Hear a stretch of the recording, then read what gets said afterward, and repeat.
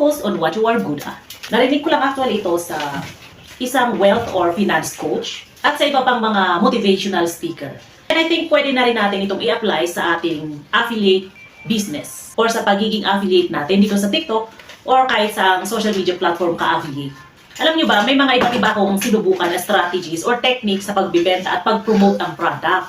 Kaya lang, kahit anong gawin ko, bumabalik pa rin ako dun sa una at original at dati kong ginagawa or paraan sa pag-promote ng product.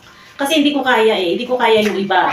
Kagaya nung mga, like yung faceless sana, na product lang yung i-video mo, tapos parang cinematic ang dating. Gusto ko sanang ganon, kaso nga lang, hindi ako marunong sa ganon, hindi ako marunong mag-edit, or gumawa ng ganong video. Alam niyo yung parang nakikita lang sa commercial, sa TV, ganon? Yung iba may gumagawa ng ganon, and ang galing, pero hindi ko kaya eh.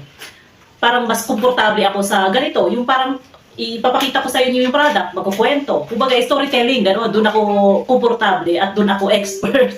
Siguro dahil chismosa ako. Marami na rin akong nasubukan, pero hindi talaga umubra. Hindi siya nag-work sa akin. Kaya sa mga affiliate, iba't iba tayo ng paraan ng pag-promote. Merong nagpo-promote or nagbibenta sa pamamagitan ng pagkukwento or storytelling.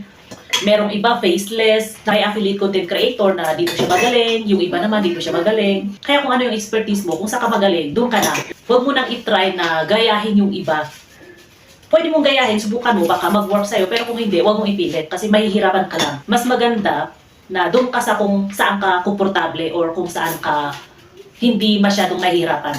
Yung bang parang natural lang na lumalabas sa'yo, gano'n.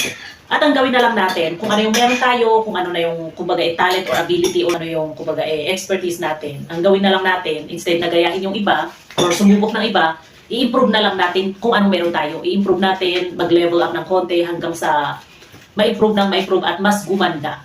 Ganon.